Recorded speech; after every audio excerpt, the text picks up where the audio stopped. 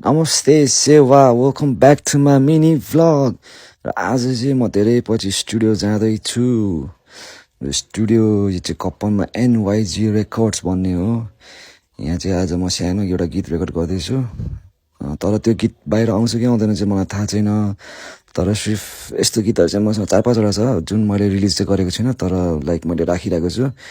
hopefully यसको यो गीतको चाहिँ म थोरै सुनाइदिन्छु म तपाईहरुलाई so it goes like this